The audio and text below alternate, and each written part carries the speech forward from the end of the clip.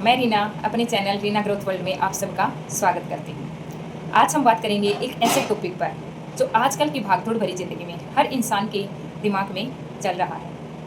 हर कोई एक दूसरे की होड़ में आगे निकलना चाहता है और इसकी वजह से वो अपने दिमाग पर बहुत ज़्यादा असर डाल रहा है। सिर्फ अपने दिमाग पर नहीं, बहुत ज़्यादा स्ट्रेस ले रहा है, बहुत ज़्यादा चीज़ों में आगे निकलने की वजह से अपने दिमाग पर इतना ज़्यादा असर डाल रहा है जो उसके शरीर पर भी असर हो रहा है। सिर्फ अपने लिए नहीं, अपने बच्चों पर के साथ भी वही कर रहे हैं।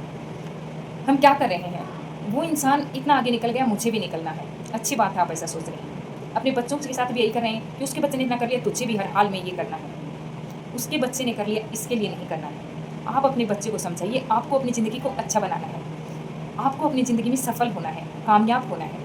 आपका बच्चा जिस भी फील्ड में अच्छा काम करना चाहता है, उसका दिमाग, उसकी सोच जिस क्षेत्र में जा रही है, उसी क्षेत्र में जाने दीजिए। क्योंकि अगर आप किसी की भी होड़ करने लग जाएंगे तो आप कभी भी आगे नहीं निकल सकते। क्योंकि हो सकता है जिस फील्ड में उस इंसान को इतनी नॉलेज है, आपको उसके बारे में ना हो। आप किसी और फील्ड में अच्छा काम कर सकते हैं तो आप उसमें काम कीजिए। क्योंकि अगर किसी की होड़ करने लगे तो आप आगे नहीं निकल सकते। अपनी सोच को सुधारिए, अपनी आदतों को सुधारिए। आप जो करना चाहते हैं उस पर ध्यान लगाइए। क्योंकि किसी की होड़ में आप कुछ भी कर नहीं सकते, क्योंकि आपका ध्यान वहीं पर लगा रहेगा कि उसने इतना कर लिया, मुझे भी करना है। आप किसी के पीछे मत भागिए।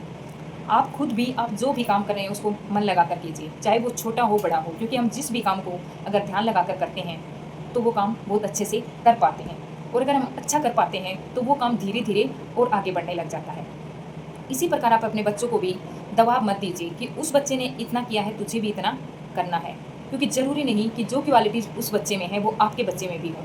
आपका बच्चा किसी दूसरे क्षेत्र में अच्छा कर सकता है। उसकी जिसमें रुचि है, जो वो करना चाहता है, उस क्षेत्र में आप उसको भेजिए।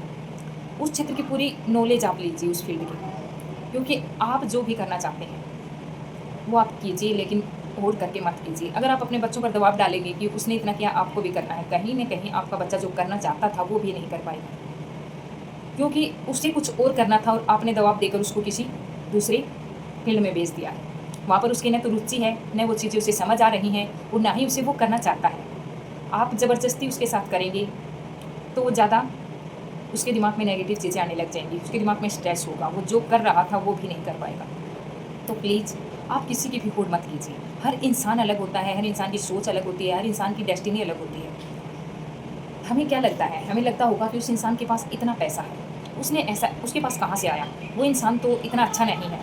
लेकिन ज़रूरी तो नहीं आज वो इंसान इतना अच्छा ना हो। उसके कल के कर्म भी उसके साथ हैं। उसने कल पिछले जन्म में या इसी जन्म में पीछे जो किया है कुछ अच्छा, हो सकता है वो उसके साथ हो।